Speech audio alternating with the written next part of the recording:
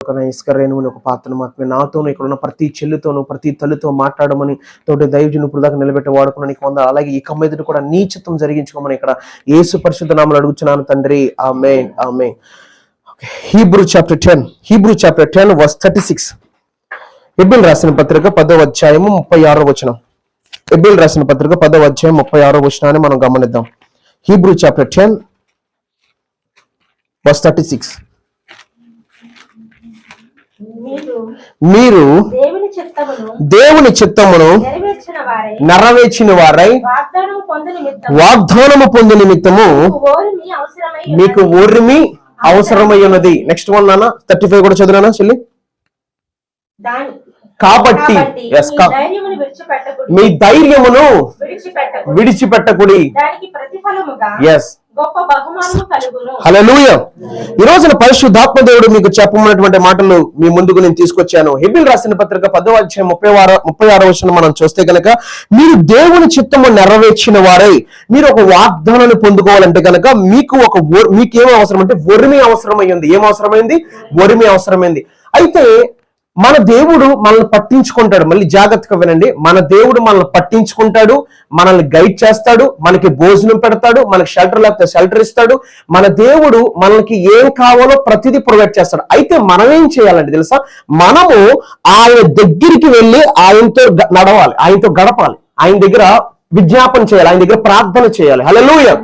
ఆయన మనల్ని పట్టించుకుంటాడు. అయితే ఎవరైనా సరే బైబిల్లో అలా చేశారంటే, ఒక స్త్రీ చేసింది. ఆమె వివాహమై కొన్ని దినాలకి భర్త చచ్చిపోయాడు. భర్త చచ్చిపోతే అత్తమ్మ ఏమంటుందంటే, ఇంక నువ్వు మీ అత్తింటికి వెళ్ళిపో, ఇంక నువ్వు నాతో ఉండొద్దు, నువ్వు నా దగ్గరికి రావద్దు, నా ప్రాంతానికి రావద్దు అంటే ఆమె ఒక మాట చెప్తుందండి. ఒక మాట మీకు నేను చెప్పాలనుకుంటున్నాను. మీరు దేవుని చిత్తం చేయాలి, మీరు వాగ్దానం పొందుకోవాలంటే మీకు ఓర్మి అవసరమైంది. డూ యూ హ్యావ్ పేషెన్స్ అంటే ఈ యొక్క ఓపిక, ఈ ఓర్పు అనేది ప్రతి క్రైస్తవుడికి అవసరం. అయితే దేవుని దగ్గరికి వెళ్ళినప్పుడు దేవుడు మనల్ని ఏం చేస్తాడంటే, దేవుడు మనల్ని ఆశీర్వదిస్తాడు. ఏం చేస్తాడు? ఆశీర్వదిస్తాడు. ఇప్పుడు ఈ వ్యక్తి ఈమె ఎవరి దగ్గరికి వెళ్తుందంటే దేవుని దగ్గరికి వెళ్ళింది. మన దేవుడు మనల్ని పట్టించుకుంటాడు, మనకు భోజనం పెడతాడు, మన అవసరాలు తీరుస్తాడు, మన అక్కర్లు తీరుస్తాడు, మన ఫైనాన్స్ ప్రాబ్లమ్స్ మారుస్తాడు, మనకు షెల్టర్ ఇస్తాడు. ఏదైనా సరే యేసయ్య చేయగలరు. అయితే మనం ఎవరి దగ్గరికి వెళ్ళాలంటే యేసయ్య దగ్గరికి వెళ్ళాలి. హల్లెలూయా. అయితే ఈ రోజున దీని నుంచి కంపేర్ అయ్యేది ఒక చిన్న వర్తమానాన్ని పరిశుద్ధాత్ముడు నాకు చెప్పమన్నారు, మీకు నేను చెప్పబోతున్నాను. రూతు గ్రంథము, మీరందరూ రూతు గ్రంథాన్ని ఒకసారి తెరవండి. రూతు గ్రంథంలో ఒక చిన్న సందర్భాన్ని, ఆమె జీవితాన్ని కొద్దిగా నేను మీకు చెప్పాలని ఆశ కలుగున్నాను. రూతు గ్రంథంలో మేము చూస్తే మొదటి నుంచి మనం చూడొచ్చు. అయితే ఈ మాట మీకు ముందు నేను చదివించాలనుకుంటున్నాను. 16వ వచనం, రూతు చాప్టర్ 1 verse 16. అందుకు రూతు, చదవండి, ఎవరైనా గట్టిగా బిగ్గరగా చదవండి. Everybody can read sister.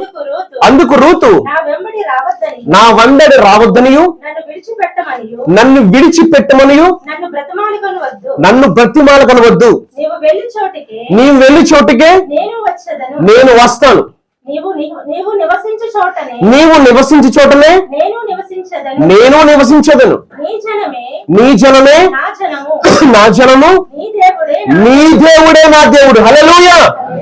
Ruth ఒక అన్య జనురాలు, రూతు ఒక మోయాబీరాలు. ఏ దేశస్తురాలండి రూతు? అయితే వాళ్ళకి తండ్రి దేవుడి గురించి అంతగా ఇన్ఫర్మేషన్ లేదు. అయితే ఈమె ఎవరి కుటుంబంలోకి వచ్చింది? రూతు ఎవరి కుటుంబంలోకి కోళ్ళగా వచ్చింది? అవును, నయోమి ఎవరు? అవునండి, దేవుని ఎరిగినటువంటి ప్రజలు. అయితే ఈమె నయోమి కుటుంబంలోకి వచ్చిన తర్వాత నయోమి చేస్తున్న ప్రార్థన కానివ్వండి, కొంచెం భక్తి చూసింది. అయితే నయోమి భక్తి మార్చింది కానీ, మాట మార్చింది కానీ, ఈ రూతు మాత్రం భక్తి విషయంలో మాత్రం మార్చలేదు. నీ దేవుడే నా దేవుడు, నీ జనగమే నా జనగము. ఈమె ఎప్పుడైతే దేవుని దగ్గరికి వచ్చిందో, దేవుడు ఈమెను ఏం చేశాడంటే, ఈమెని చరిత్రలో ఈమె పేరు ముద్రించబడేలాగా, ప్రపంచం యావత్తు కూడా ఈమె పేరు చెప్పుకునే విధంగా మత్తయి సువార్త 1వ అధ్యాయంలో యేసు క్రీస్తు వంశావళిలో రూతు పేరు కూడా లెక్కించబడిపోయింది. హల్లెలూయా. మనం ఎలాంటి సమస్యలో ఉన్నా, ఎలాంటి ఇబ్బందుల్లో ఉన్నా, ఎలాంటి పరిస్థితులు ఉన్నా మనం వెళ్తున్నాం, మనము చేయవలసింది ఏంటంటే, బైబిల్ చెప్తుంది ఈ రోజున ఫస్ట్ ఆఫ్ ఆల్ మనం దేవుని దగ్గరికి వెళ్ళాలి. ఎవరి దగ్గరికి వెళ్ళాలి? దేవుని దగ్గరికి వెళ్తే, అందుకే బోయాజు ఏమంటున్నాడు చూడండి ఒకసారి. బోయాజు రూతుడు ఏమంటున్నాడు? Ruth chapter 2 verse 11 verse through 12 also చదవండి ఒకసారి. నీవు నీ తల్లిదండ్రులను నీ జన్మభూమిని విడిచి ఇంతకు ముందు నీవు ఎరుగని జనమునొద్దకు. ఒక్కసారి ఆగండి. రూతు ఎవరిని బట్టి వచ్చింది? దేవుడైనటువంటి యెహోవాను బట్టి వచ్చింది. నీ దేవుడే నా దేవుడు, నీ జనాంగమే నా జనాంగము. ఈమె మోయాబురైనప్పటికీ, ఒక అన్యస్త్రీ అయినప్పటికీ, ఈమె ఎప్పుడైతే జీవము గల దేవుడు కావాలి, దేవుడు కావాలి, మీ దేవుడు కావాలి, మీ దేవుడు కావాలని వచ్చిందో, దేవుడు ఆమెని ఏం చేశాడన్నది మన చరిత్రలో మనం చూస్తున్న పరిశుద్ధ గ్రంథంలో. అయితే నెక్స్ట్ వన్ చదివాను. 12. యెహోవా నీవు చేసిన దానికి యెహోవా ఏమిస్తాడంట? నువ్వు చేసిన దానికి నీకు ప్రతిఫలం ఇవ్వదు. ఈ రోజున ఇక్కడికి వచ్చిన ప్రతి చెల్లి, ప్రతి సహోదరి, నువ్వు ఏం చేసావో దేవుని కొరకు, నువ్వు దేవుని విషయంలో ఎన్ని విషయాల్లో నువ్వు నిలబడుతున్నావో, దేవుడు నువ్వు చేసిన దానికి ప్రతిఫలం ఇవ్వబోతున్నాడు. హల్లెలూయా. అది ఆలస్యం అవుతానేమో కానీ అది ఇచ్చింది చరిత్రలో లెక్కించబడుతుంది. తర్వాత నీ జనరేషన్, వాళ్ళ జనరేషన్ కూడా ఆశీర్వాదం చూస్తారు. మీరు దేవుణ్ణి జనరేషన్ చెప్పుకునే విధంగా, ఆయన గణపరిచే విధంగా ఆశీర్వాదం ఉండబోతుంది. హల్లెలూయా. చదివాను ఒకసారి. యెహోవా నీవు చేసిన దానికి ప్రతిఫలం ఇస్తాడు ఖచ్చితంగా. Next one. ఇశ్రాయేలు దేవుడైన యెహోవా రెక్కల క్రింద సురక్షితముగా ఉండినట్లు నీవు వచ్చావు. ఆయన నీకు సంపూర్ణమైన బహుమానము ఇచ్చునని ఆమెకు ఉత్తరం ఇచ్చాను. హల్లెలూయా. నీ దేవుడే నా దేవుడు, నీ జనాంగమే నా జనాంగమని ఎప్పుడైతే తన అడుగు ముందుకేసిందో, దేవుడు ఆమెను చూశాడు, ఆమె విశ్వాసాన్ని చూశాడు, ఆమె నమ్మకాన్ని చూశాడు. దేవుని ఎలా అయితే ఆధారం చేసుకుందో, దేవుణ్ణే ఆయనే దేవుడిగా చేసుకుంది. ఒకప్పుడు అన్ని జనురాలు భయంకరమైన విగ్రహారాధన, రకరకాల దేవతలు విగ్రహారాధన మునిగిచినటువంటి ఈ రూతు ఎప్పుడైతే జీవము గల దేవుడు కుటుంబంలో అడుగు పెట్టిందో, అక్కడ నయోమి చేస్తున్న భక్తి చూసింది. అందుకే దేవుడైన యెహోవా గురించి ఆమె రుచి చూసింది కనుక, నీ దేవుడే నా దేవుడు, నీ జనాంగమే నా జనాంగం. హల్లెలూయా. ఎప్పుడైతే ఈ మాట పట్టుకుని ముందుకొచ్చిందో, దేవుడట బోయాజ్ అంటున్నాడు, నీవు యెహోవా రెక్కల కిందకి నువ్వు సురక్షితంగా ఉండడానికి నీవు వచ్చావు కనుక దేవుడు నీకు సంపూర్ణమైన బహుమానం ఇవ్వబోతున్నాడు. హల్లెలూయా. సంపూర్ణమైన బహుమానం ఇవ్వబోతున్నాడు. ఆమె సంతానం నుంచే ఇజ్రాయేల్ ప్రజలకి రెండవ రాజుగా దావీదు వచ్చాడు. ఆమె సంతానమే. దావీదు ఎవరి సంతానం చెప్పండి? దావీదు ఎవరి సంతానం? రూతులోంచే వచ్చాడు దావీదు. అమ్మ బాబాయ్, పాస్టర్ గారు ఏదో డౌట్ చదవండి బాబాయ్, కొంతమంది చెప్పట్లేదు. మరి రూతు గ్రంథం 4వ అధ్యాయము, రూతు గ్రంథం 4వ అధ్యాయం 17వ వచనం చదవండి ఒకసారి. రూతు గ్రంథం 4వ అధ్యాయం 17వ వచనం. ఆమె పొరుగు స్త్రీలు నయోమి కొరకు కుమారుడు పుట్టినని చెప్పి పేరు పెట్టిరి. అతడు దావీదునకు తండ్రి అయిన యెష్షయి యొక్క తండ్రి. అంటే రూతు ఎవరినైతే కందో అతనిలోంచి యెష్షయి వచ్చాడు, యెష్షయి నుంచి దావీదు వచ్చాడు. ఇప్పుడు ఈ దావీదుకి ఎవరు? ఈ రూతు ఏమవుతుంది ఇప్పుడు? అవునండి కదా. అంతేకాదు, మీరు మత్తయి సువార్త 1వ అధ్యాయంలో ఒక సందర్భాన్ని నేను చదివించాలనుకుంటున్నాను. అలా పట్టుకోండి మీరు. మాథ్యూ చాప్టర్ 1 మీకు అర్థం నేను చెప్తాను, ఎవరు టెన్షన్ పడక్కల. మత్తయి సువార్త మాథ్యూ చాప్టర్ 1 1 నుంచి 5 దాకా చదువు. గట్టిగా అందరికి వినపడాలి చదువు. అబ్రహాము కుమారుడగు దావీదు కుమారుడైన యేసుక్రీస్తు వంశావళి. ఎవరి వంశావళి అమ్మా? అందరూ చెప్పాలి. ఎవరి వంశావళి?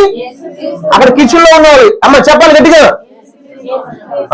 చదువురాను చెల్లి. అబ్రహాము ఇస్సాకును కనెను, ఇస్సాకు యాకోబును కనెను, యాకోబు యోదాను అతని అన్నదమ్ములను కనెను. యోదా తామారునందు పెరెసును జరహును కనెను, పెరెసు ఎస్రోమును కనెను, ఎస్రోము ఆరామును కనెను, ఆరాము అమినాదాబును కనెను, అమినాదాబు నయస్సోమును కనెను, నయస్సోము సల్మానును కనెను, సల్మాను రాహాబునందు బోయజును కనెను, బోయజు రూతునందు ఓబేదును కనెను, ఓబేదు యెష్షయిని కనెను, యెష్షయి రాజైన దావీదును కనెను. హల్లెలూయా. యేసుక్రీస్తు వంశావళిలో రూతు పేరు ఎలా లెక్కించబడింది? కారణం ఏమిటి? ఆమె జీవము గల దేవుని దగ్గరికి వచ్చింది, ఆయన రెక్కల కిందకు వచ్చింది, ఆయన ఆశ్రయంగా చేసుకుంది, ఆయన కోటగా చేసుకుంది. ఆయన దగ్గరికి వచ్చి నువ్వు నన్ను ఆశీర్వదించాలి, నువ్వు నన్ను దీవించాలి, నా జీవితాన్ని మార్చాలని తన క్రియల రూపముగా తండ్రి దేవుడికి చూపించినప్పుడు తండ్రి దేవుడు ఆమె జీవితాన్ని మార్చివేశాడు. హల్లెలూయా. ఆమె స్వరంతో చెప్పట్లేదు కానీ, నీ దేవుడే నా దేవుడు, నీ జనగమే నా జనగము. తన సబ్బుని, తన యొక్క స్వజనాన్ని విడిచిపెట్టింది, బంధుమిత్రులు విడిచిపెట్టింది, తల్లిదండ్రులు విడిచిపెట్టింది. దేవుడే నాకు ఆధారము, ఆయన ఆశీర్వాదము, ఆయన నా జీవితాన్ని బాగు చేస్తాడు, ఆయన ఆయన హెచ్చిస్తాడు. నయ్యమంటే నాకు దయచేసి నువ్వు వెళ్ళిపో అంటే ఆమె తోటుగోళ్ళ మాత్రం చక్కగా వెళ్ళిపోయింది. కానీ ఈమె మాత్రము జీవము గల దేవుడి దగ్గరికి వచ్చినప్పుడు జీవము గల దేవుడు చూస్తున్నాడు. ఒక విషయం చెప్తాను, గుర్తుపెట్టుకోండి. ఈ రోజు ఇక్కడ కూర్చున్న మనం అందరం చేస్తున్న భక్తి అంతా దేవుడు చూస్తున్నాడు. మన భక్తికి తగ్గట్టు గొప్ప దీవెన మన కొరకు ఆయన దాచి ఉంచాడు. హల్లెలూయా. ఎవరెవరు చేస్తున్న భక్తి అంతా దేవుడు టాలీ చేయబోతున్నాడు. ఆ టాలీ చేసి దాని తగ్గ ప్రతిఫలం నీకు ఆయన ఇవ్వబోతున్నాడు. హల్లెలూయా. నీవు జీవము గల దేవుని రెక్కల కింద నువ్వు సురక్షితంగా ఉంటావు. నువ్వు వచ్చావు కనుక ఖచ్చితంగా నీకు ఒక సంపూర్ణమైన బహుమానం ఇస్తాడని బోయాజ్ చెప్పాడు. అదే బోయాజ్ తో వివాహం జరిగింది. అదే బోయాజ్ కి వాళ్ళిద్దరికి కుమారుడు పుట్టాడు. ఆ కుమారుడికి ఇంకో కుమారుడు పుట్టాడు. ఆ కుమారుడికి ఇంకో కుమారుడు పుట్టాడు. ఆ కుమారుడు దావీదు. రూతు సంతానం నుంచి రాజులు వచ్చారు. అతని సంతానం నుంచి చూడండి, రూతు తర్వాత రూతు ఎవరికైతే కుమారుడు జన్మించాడు, రూతుకి బోయజ్కి, తన కుమారుడికి ఇంకో కుమారుడు జన్మించాడు. ఇంకో కుమారుడు తర్వాత ఇంకో కుమారుడు దావీదు జన్మించాడు. ఆ దావీదు తర్వాత అనేక మంది రాజులు సింహాసనం మీద కూర్చున్నారు. హల్లెలూయా. కూర్చున్నారా లేదా? సొలొమోను, రెహబాము, వీళ్ళందరూ కూడా ఈ యూదుని పరిపాలించిన, యూదా గోత్రాన్ని పరిపాలించిన రాజులందరూ కూడా ఇప్పుడు ఎవరి వంశాల నుంచి వచ్చారు? రూతు, బోయాజు. ఇప్పుడు ఈ రూతుని దేవుడు ఎక్కడ పెట్టాడు? యేసుక్రీస్తు వంశావళిలో పెట్టాడు. పిల్లరా, మనం చేస్తున్న భక్తి దేవుడు గమనిస్తున్నాడు. మనం అనుకుంటాం దేవుడు ఏ సమయానికి ఆయన ఇవ్వాలో, ఏ సమయానికి చేయాలో అది ఆయనకి తెలుసు. హల్లెలూయా. ఒక వివాహం జరుగుతుంది. యేసయ్యని ఇన్వైట్ చేశారు, ఆయన శిష్యులను ఇన్వైట్ చేశారు, వాళ్ళ మధ్యలో కూడా ఇన్వైట్ చేశారు. యేసయ్య అలా కూర్చున్నాడు. అక్కడ యూదుల ఆచారం ప్రకారంగా ద్రాక్షారసాన్ని బాగా ఇస్తున్నారు, అందరూ తాగుతున్నారు. అయితే అది అయిపోయిన తర్వాత ఆ కాలంలో ఉన్నటువంటి వాడికి ఏంటంటే ముందు మంచి ద్రాక్షారసం ఇచ్చే తర్వాత ఒక ఏదో పేరుకి ద్రాక్షారసము మేము వడ్డించాము, మేము పోసామన్న పేరుకి ఏదో జబ్బు ద్రాక్షారసం ఇచ్చేవారట. ఇది అక్కడ ఉన్నటువంటి వాడుక. అయితే అక్కడ ఉన్న ద్రాక్షారసం అయిపోయేటప్పటికి మరీకి ఒక ఆలోచన ఇచ్చి ఆయన దగ్గరికి వచ్చింది. మరి ద్రాక్షారసం అయిపోయింది కదా అన్నప్పుడు యేసయ్య ఒక మాట అంటాడు, అసలు నాతో నీకేం పని, నా సమయం ఇంకా రాలేదు అంటున్నాడు. ఏంటండి? నా సమయం ఇంకా రాలేదని చెప్పి ఆయన కామ్ అయిపోయాడు, సైలెంట్ అయిపోయాడు. ఎప్పుడైతే ఆయన సమయం రాలేదన్నాడో వెంటనే మరియా వెళ్ళింది. అక్కడ ఉన్నటువంటి కొంతమందిని చూసింది, క్రూ నెంబర్ చూసి లేదంటే శిష్యులు చూసి ఆయన మీతో చెప్పినది చేయడి అని చెప్పేసి వెళ్ళిపోయింది. వెళ్ళిపోయిన తర్వాత యేసయ్యకి సమయం వచ్చేసింది. ఆ సమయం వచ్చినప్పుడు 6 రాతుబాన్లు ఉన్నాయి. ఇదిగో మీరు ఆ రాతుబాన్లు ఉన్నాయి కదా, అంచుల మటుకు మీరు ఏం చేయాలంటే నీటితో మీరు వాటిని నింపండి అని చెప్పాడు. నింపమన్న తర్వాత వాటిని ఖాళీగా ఉన్నాయి, పక్కనే పడి ఉన్నాయి, వాటిని ఎవరు పట్టించుకుంటా. కానీ ఆ వివాహంలో అందరూ ఎవరి పనులు వాళ్ళు ఉన్నారు. మనము కూడా ఆ 6 రాత్రి వాళ్ళే పక్కన పడి ఉంటాం, ఎవరు పట్టించుకోరు మనల్ని, మనం మరుగై ఉంటాం. కానీ సమయం వస్తుంది, 6 రాత్రి పనులు నీటిని నింపి ఘనముగా దాని దగ్గరికి అందరూ వెళ్ళి ఆ యొక్క ద్రాక్షారసాన్ని తీసుకున్నట్టుగా అందరూ దాని వైపు చూసి ఘనపరిచే విధంగా మన జీవితాన్ని కూడా ఒక దినాన్ని మరుగునైపోయినటువంటి మనల్ని కూడా ఆయన ఘనపరుస్తాడు. హల్లెలూయా. కానీ ఈ ఎంటీగా ఉన్నటువంటి 6 రాత్రి పనుల విషయంలో యేసయ్య అంటున్నారు, మీరు వెళ్ళండి, నీటితో నింపండి, అంచులు మటుకు నింపండి అని చెప్పి వెళ్ళి దాన్ని ఆశీర్వదించాడు. ఆయనకు అసాధ్యమైనది ఏది లేదు కనుక నీటిని ద్రాక్షారసంగా మార్చేశాడు. ఎలా మార్చాడు? ఇప్పుడు ఈ రూతు జీవితము మనం ఏమంటాం మన భాషలో, ఇప్పుడు విధవరాలండి, చిన్న వయసులో పట్టు చచ్చిపోయాడు, విధవరాలండి, పిల్లలు కూడా లేరండి. కానీ యేసయ్య మాత్రం యేసుక్రీస్తు వంశావళిలో ఆమె పేరు లెక్కించాడు. హల్లెలూయా. యేసయ్య ఈ రోజు నీతో నాతో కూడా మాట్లాడుతున్నాడు. రూతు ఎలాగైతే జీవము గల దేవుని రెక్కల కిందకు వచ్చిందో నువ్వు రాగలిగితే, నేను డైలీ బైబిల్ పట్టుకుని ప్రార్థనకు వస్తున్నాను, మళ్ళీ రమ్మంటాడు మాస్టర్ గారు, అర్థం కాదు నాకు ఈ స్పీచ్. అడుగోకండి, బైబిల్ పట్టుకుని చర్చికి రావడం వేరు, మన హృదయంలో యేసయ్యకి స్థానం ఇవ్వడం వేరు. హల్లెలూయా. మన జీవితంలో, మన హృదయంలో, మన జీవితంలో ఆయనకి ఎప్పుడైతే పరిపూర్ణంగా స్థానం ఇస్తామో, చూడండి సామెతలు 3:5 చదువు గట్టిగా అందరికి వినబడేలాగే. సామెతలు 3:5 నీ సబుద్ధిని ఆధారం చేసుకొనక నీ పూర్ణ హృదయంతో యెహోవా యందు నమ్మికుంచుము. ఎలా ఉంచాలి? చదువురాను. చేసుకొనక నీ పూర్ణ హృదయముతో యెహోవా యందు నమ్మికుంచు. నీ ప్రవర్తన అంతటి యందు ఇప్పుడు అర్థమైందండి మీకు? చేతిలో బైబిల్ ఉన్న పేరు చూస్తే క్రైస్తవ పేరే, ఇంటి నిండా వాగ్దానాలే. కానీ మన జీవితంలో పరిపూర్ణంగా క్రీస్తుకి స్థానం ఇవ్వకపోతే దేవుడు మీ జీవితాన్ని ఎలా బ్లెస్ చేస్తాడు? చెప్పండి ఒకసారి. బ్లెస్ చేస్తాడు 20 సంవత్సరాలు చదివింట్లోనే. కానీ దేవుడి మీద పరిపూర్ణంగా ఆధారపడితే దేవుడు పెంట కుప్ప మీద సింహాసనం మీద కూర్చుని పెడతాడు. హల్లెలూయా. మనం దేవుని మీద ఆధారపడితే దేవుడు నేను పట్టించుకుంటాడట. రూతును పట్టించుకున్నాడు. అరే నా దేవుడు నన్నేం చెప్పి వచ్చింది కదా, ఈమెని పక్కన పెట్టండి, ఈమె అన్ని జనరాలరా, మోయబరాలరా, వద్దు నాకు ఈ వద్దు అని దేవుడు అన్నాడండి. ఎప్పుడైతే దేవుని దగ్గరికి వచ్చిందో నిజంగా దేవుడు ఎంతగా ఆశీర్వదించాడంటే యేసు క్రీస్తు వంశావళిలో ఆమె పేరు లెక్కించబడేలా చేశాడు. మన పేర్లు కూడా జీవ గ్రంథంలో ఉండాలన్నా, మనము కూడా ఈ భూమి మీద ఒక ఆశీర్వదించబడ్డ కుటుంబం కనబడాలన్నా, మనం ఆ జీవము గల దేవుని రెక్కల కింద సురక్షితంగా ఉండడానికి మనం వెళ్ళాలండి. మనం వెళ్ళాలి. హల్లెలూయా. మనం వెళ్ళడం అంటే ఏంటి? దేవునికి వాక్యానికి విరుద్ధంగా ఏది మనం జీవిస్తున్నామో దాన్ని పూర్తిగా పక్కన పెట్టి వాక్యం పట్టుకొని నడిస్తే ఆయన రెక్కల కింద మనం వెళ్ళినట్టే. హల్లెలూయా. దేవుడు ఏదైతే వాక్యం ద్వారా చెప్పాడో అది మనం పాటిస్తే ఆయన రెక్కల కింద మనం వెళ్ళినట్టే. హల్లెలూయా. ఒక వివాహానికి పాస్టర్ గా నెరవేర్చి చేశారు. క్రైస్తవ వివాహం ఏమో సంతోషంతో తొందరగా రెడీ అయిపోయి వెళ్ళిపోయాడు కాలేషన్ ఆయన. సరే, ఒక చోట వివాహం జరుగుతుంది, క్రైస్తవ వివాహం. చక్కగా అందరూ క్రైస్తవ ఆచార పద్ధతుల ప్రకారం జరుగుతుంది. చక్కగా చూశాడు. పాస్టర్ గారికి ఆఫరింగ్ ఇవ్వాలి, కొంచెం భోజనం పెట్టాలి కానీ పాస్టర్ గారు రండి కొంచెం భోజనం చేసి ఆఫరింగ్ ఇద్దామని చెప్పి ఇంటికి తీసుకెళ్లారు పాస్టర్ గారు. ఇంటికి వెళ్ళేటప్పటికి ఈ అన్ని జనులు పాటిస్తారు కదా, రోలు పెడతారు కదా, రోలు పెట్టి అవి ఉంటాయి కదండి, కర్రలు ఉంటాయి. వివాహానికి అది అన్ని జనులు వాడతారు. అలా కొంచెం దంచాలి, దానికి పసుపు రాయాలి, కుంకాలు రాయాలి, పసుపు బొమ్మ రాయాలి, లేదంటే ఇంకెవరు తేడా వచ్చేది భార్య భర్తలకి అని బాగా పెట్టుకుంటారు వాళ్ళు. అయితే ఇవన్నీ చూసి ఇప్పుడు క్రైస్తవులు కూడా నేర్చుకుంటున్నారు. ఏం నేర్చుకుంటున్నారు? చేస్తున్నారు. ముందడుగు పెట్టే కుడికలు పెట్టామా, కుడికలు పేరుకు మాత్రం క్రైస్తవ పేరు పాస్టర్ గారు ఉంటారు పక్కనే, వినపడినవారు పాస్టర్ గారికి కుడికలు పెట్టమను. ఓరి నాయన, కుడికలు పెట్టాలంట దేవుడు చెప్పాడు మనకి. అయితే పేరుకు మాత్రమే క్రైస్తవులు గారు నిజముగా జీవము గల దేవుని రెక్కల కింద మనం వెళ్ళట్లా. ఒక అన్యజనురాలు విగ్రహాలు సమస్తాన్ని విడిచిపెట్టి నీ దేవుడే నా దేవుడే వచ్చింది కనుక దేవుడు ఆశీర్వదించాడు. నిజంగా ఈ రోజు మీరు చూడండి, మిమ్మల్ని బాధ పెట్టాలని మా ఉద్దేశం కాదు. మీరు హోసనకి వెళ్తే రాజులు, రెడ్లు, రకరకాల చాలా మంది మొత్తం వస్తువులన్నీ తీసేసి అసలు నిజంగా పుట్టు క్రైస్తువులు అన్నట్టుంటారు. కానీ ఎవరంటే మేము కాపులు, మేము రాజులు మీరు అడిగితే చెప్తారు. కానీ వాళ్ళ వస్త్రదానం కానివ్వండి, వాళ్ళ పద్ధతి కానివ్వండి, వాళ్ళ మాట కానివ్వండి, ఉపవాసాలు ఉండి మొత్తం వాళ్ళు గుర్తుపడిన స్థితిలో ఉంటారు. దేవుడు కొరకు నమ్మకమైన భక్తి చేస్తున్నారు. వాళ్ళ పిల్లలు ఆశీర్వించబడిపోతున్నారు. హల్లెలూయా. ఒక రోజు నేను బార్బర్ షాప్కి వెళ్ళాను. ఆయనకి 3 అమ్మాయిలంట, సంఘ పెద్ద ఓసన మినిస్ట్రీస్ లో. ఆ సంబంధం నన్ను అడుగుతున్నాడు అనమాట. ఆయన 3 అమ్మాయండి, మీరు చేసుకుంటారు మరి కాపులు కదా అలా. సర్లేండి అలా మాట్లాడుతుంటే ఒక ఇంటికి వెళ్ళారంట. ఇక్కడే మన ఈ గుణపూడి ఏరియాలో ఒక ఏదో సంబంధం చూసుకుంటే అబ్బాయి ప్రవర్తన నచ్చలేదంట ఆయనకి. సరే రిటర్న్ వచ్చేసాడు. అమ్మాయి కొంచెం లావుగుందండి, వద్దన్నా ఏదో అన్నాడంట. కానీ దేవుడి దగ్గర అమ్మాయి ప్రార్థన పురాలంట, దేవుడితో చక్కగా భక్తి చేస్తాంట. ఆ అమ్మాయికి విజయవాడ ఒక బ్యాంక్ ఎంప్లాయ్తో వివాహం సెట్ అయిందంట. హల్లెలూయా. బ్రదర్ ఇలా జరిగింది కదా, మంచి భక్తి పరులు, దేవుడు గొప్ప దేవుడు, అన్యాయం చేయడు. మంచి ఒక employee, government employee, bank employee ఆ అమ్మాయికి వివాహం సెట్ అయిందని చెప్పి నాకు సాక్ష్యం చెప్పాడు ఒక బార్బర్ షాప్ లో. ఆ విశ్వాసి బిలీవర్. ప్రియారా, ఈ రోజు దేవుడు మనతో మాట్లాడుతున్నాడు. నువ్వు పేరుకి క్రైస్తవుని చెప్పుకుంటే కుదరదు, నీకు ఆశీర్వాదం రాదు. రూతు ఎలాగైతే సురక్షితంగా దేవుని దగ్గరికి వస్తుంది, సమస్తాన్ని విడిచిపెట్టి దేవుడికి నచ్చిన ప్రతిదీ మనం విడిచిపెట్టి ఆ జీవం గల దేవుని దగ్గరికి వెళ్ళాలి. ఏం చేయాలండి?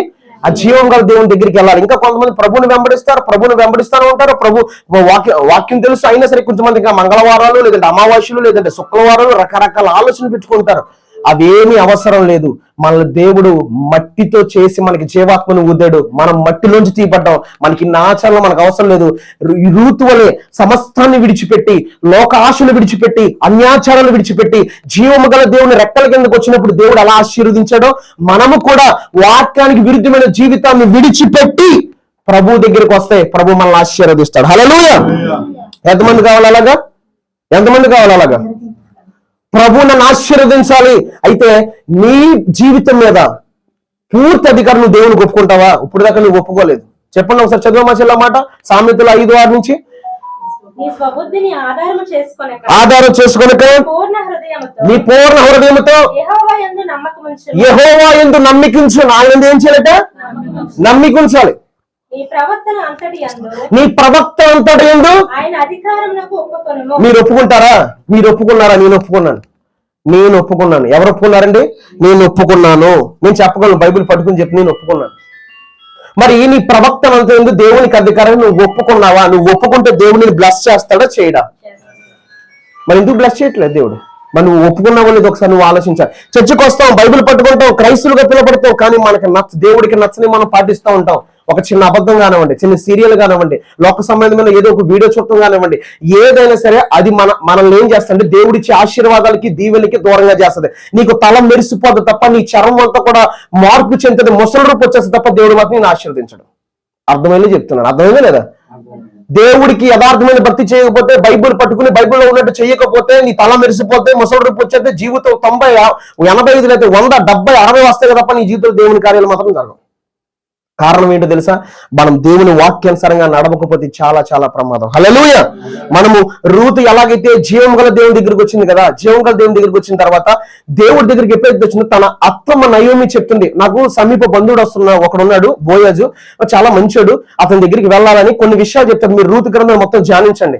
తను ఏమాత్రము కూడా గొనుక్కోకుండా సనుక్కోకుండా తను దేవుని చిత్తానికి లోబడి, మీరు నాకు చదివారు కదా ఫస్ట్ హీబ్రూ చాప్టర్ 10:36 లో, దేవుని చిత్తం నెరవేర్చిన వరకు మీకు ఒరిమే అవసరం ఏంది, ఓర్చుకుని ఆయన ఒక మాట అంటాడు తెలుసా, మీరు యవ్వనస్తులు అమ్మా నీ ప్రవర్తన చాలా బాగుంది, ఎందుకంటే నువ్వు యవ్వనస్తులను వెంబడించట్లేదు. ఎవరిని వెంబడించట్లేదు అంటే బోయాజ్ వయసు ఎంత ఉంటుందో, ఈయనేమో యవ్వనస్తురాలు, కానీ బోయాజ్ వయసు ఎంత ఉంటుందో మనం చెప్పలేం. నాకు తెలిసి 40 ఉంటాయి, 40+ ఉండొచ్చు, లేదా 50+ ఉండొచ్చు. కానీ ఆయన అంటాడు నువ్వు యవ్వనస్తులను వెంబడించట్లేదు అన్నటువంటి మాట చెప్తా ఉంటాడు.